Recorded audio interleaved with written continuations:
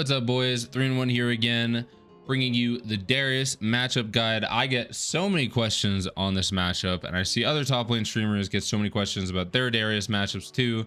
So clearly people would like some help on this matchup. So first, let's go over the runes. You can pretty much go any setup you want for your build and runes. The only thing I will say is take second wind every single time. You can go PTA into Blade of the Rune King. This build is actually interesting versus their team. While I had two tanks, so I didn't have to be frontline, I really like this Blade of the Rune King for Darius into Stride Shojin. I would always start D-Blade though versus Darius. You can also go 3 points Q into W max if you are winning the lane, or you can full max your Q and then go W max second. This was another game. This is the build I usually go. I usually go Conqueror into just Gore Drinker, and Gore Drinker Syrinx if I want a team fight. If I want a side lane a little bit more, I'll go Shojin or Cleaver, depending on how much armor they have. Also, my Graves built Cleaver, so I didn't really need to. And Darius went Syrinx second instead of like a dead man's, so I just went for Shojin second instead of Cleaver. You'll see I put a 4th point in Q because the lane was still close in this one. But yeah, start D-Blade every time, go second wind. Everything else you can pretty much do whatever you want. So I have some clips for you guys here. Level 1 versus Darius. Level 1, I really like the level 1 now. I used to get very annoyed, but now I feel like I understand it in full. So number one thing, we're not going to level up our ability until we see Darius. If Darius tries to get behind me walking this way, or walking behind through try here, or he's cheesing from the bush, I'm going to start E, and I'm going to trade in my wave.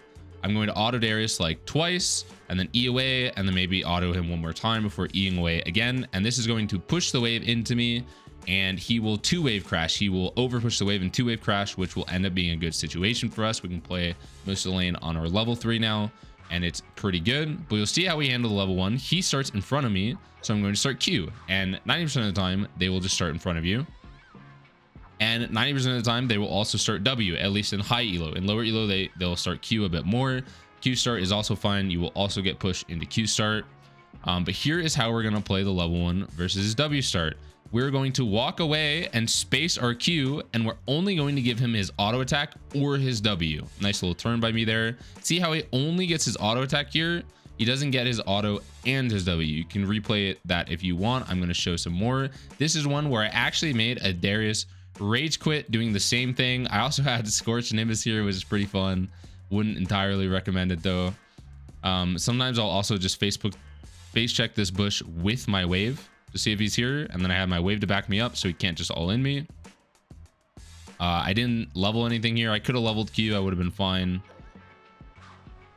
You'll see we're just going to tap our Q. He doesn't really know how to handle that. He's trying to zone me off XP, but I'm just going to keep hitting him with Qs. He only gets auto and W unless I mess up like that. I mess up my movement a little bit. So he only gets W there. You can see how low he's getting, and I have Fury now. I also have Last Stand. I also have Ignite. So us both getting low is really good for me, especially as I get to my level 2. I probably could have gone more aggro there, but yeah, we'll see. He hits level 2 here. It's a little bit awkward because he has Ghost, but we'll see. It ends up working out for me. I get my level 3 and then just flash on this dude. So it's just a winning situation if you're both trading HP really hard. And you'll see this also works. We'll do one more example. This works even if you're a noob.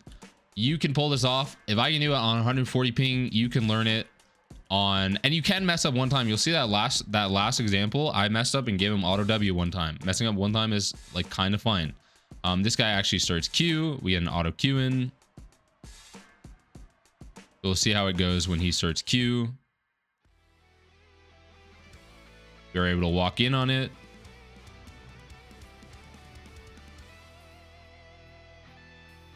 And you'll see this is just super winning for us. Like I have Fury now. I have an HP advantage, and I have push advantage. Also, my Q is lower cooldown, so I get control of the wave. So we get his flash, easy peasy with our level 2. They'll get caught off guard by your level 2 so often too. Darius players, especially compared to some other matchups. So really look for your level 2 advantages in this lane. I'll show you this micro actually. This was good. Just stepping down as he autos me to hit my empowered E. Yeah, now we hit level 2 as he's level 3 as he's level 2, and he's super chunked. He can't play game. GG. And now he misses so many creeps. And now the wave is going to push back to me as I have a pickaxe by, and I can lock the lane in front of my tower. It's going to turn into another solo kill most of the time. So another one I wanted to show is just pretty much like how the full lane will go. Or it's just multiple examples of stuff. So let's get out of just the level 1. So we'll see. I do the same thing in the level 1 here. I'm waiting in this bush. If he walks into this bush,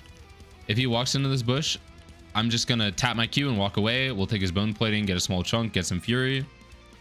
But he comes in front of me. I start my Q.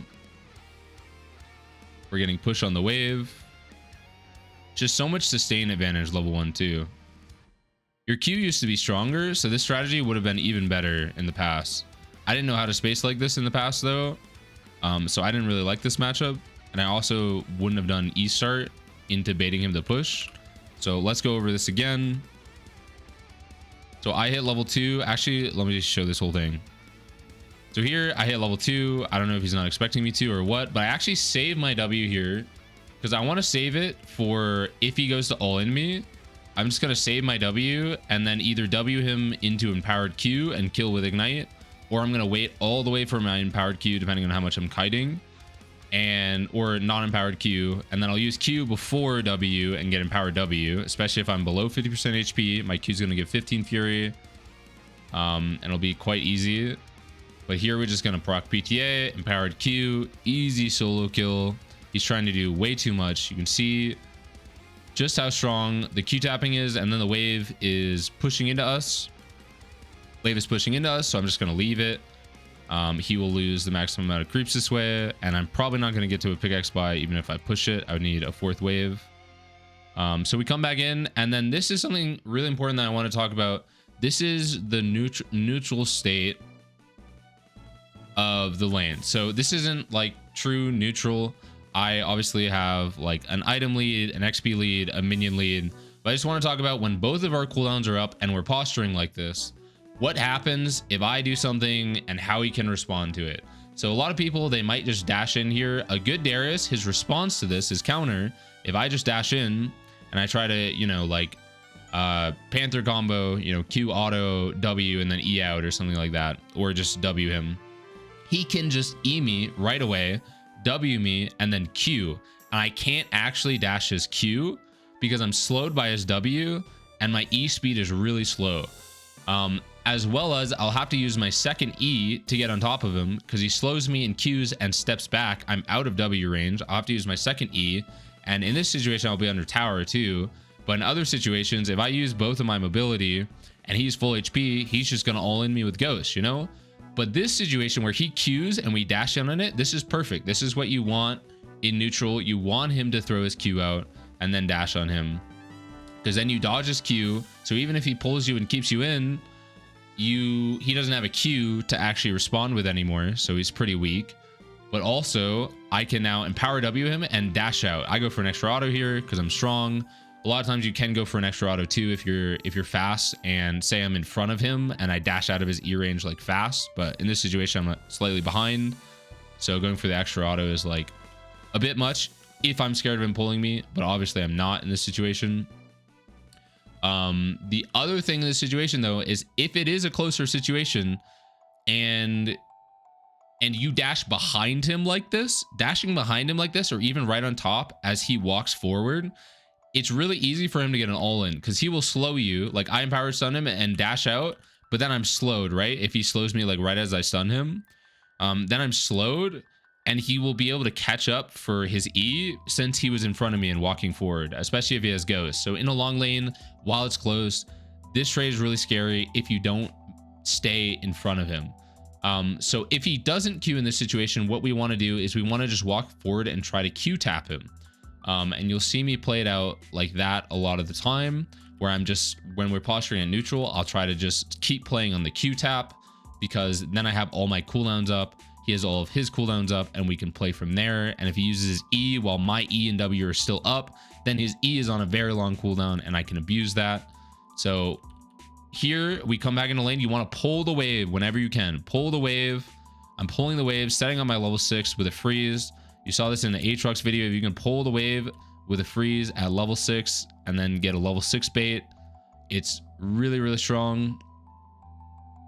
He has, you know, no counterplay to this. I didn't even have to play it like efficiently. I'm just full on baiting. So that's like a normal Darius lane, how it'll go a lot of times. So this is if you don't get a kill. This is if you don't get a kill early. See, level 3, I get a trade. So this situation, my jungler went boss side. I could stay here and keep laning this out, and like he slowly pushes into me. I'm just trying to punish and deny the whole time, but my jungler went boss side. His jungler is coming top side, so I'm just gonna recall and cheater. And now here's a scary situation where Graves could potentially come behind me. Also, you come into this situation a lot off of cheaters. They're level 4. You're not hitting level 4 yet. They have a big wave. It's pushing into you. You're in a long lane. You lose all in, but you just want Fury. He should be full zoning me off here, but even if he, you know, tries to like pull me or something, I can, you know, get out with a double dash or something.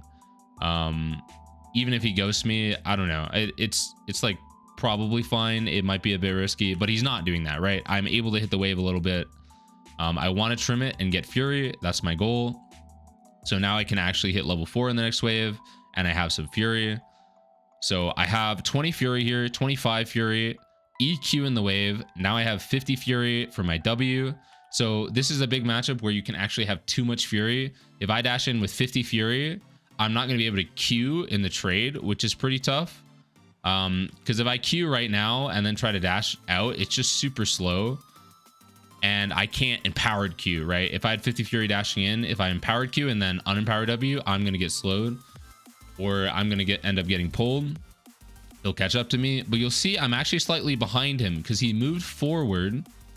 So I'm slightly behind him, also my dash angle. So he's actually able to catch up to me, especially after this creep block, even though I empowered stunned him and dashed away. But I'm in a short lane, so this is fine because he can't actually end up landing this Q. He can't all in me. So now he has no cooldowns. I'm chasing after him as fast as I can without giving him his W to keep his stacks up.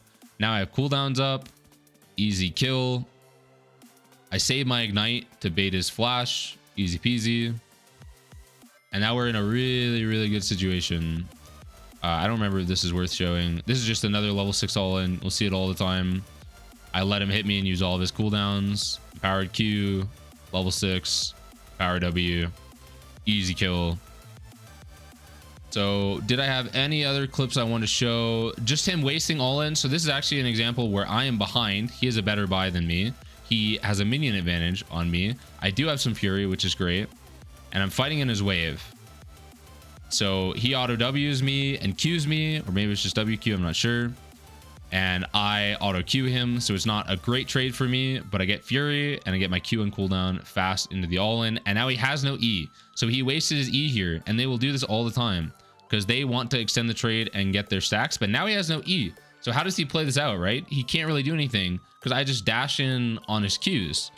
And if he had E, he could guarantee his Q while he has 5 stacks, and then maybe it's kind of close. But with Ignite, it's probably not close because you just stat 6 so hard at level 6. If you can initiate while saving your dash at level 6 with Ignite up, it's really, really good. So that's pretty much everything about the Darius matchup that I wanted to show you guys as far as like mechanics and stuff. I think another thing is you can attack his mana pool really well if you're in extended lane where he's not really making as many mistakes, not giving you a big angle. If you guys continue to trade, you have more sustain, unless he's hitting, you know, Qs while he's low. And you can attack his mana pool. He actually runs out of mana pretty easily after, you know, a few E's or a couple E's and a couple Qs. He's getting pretty low.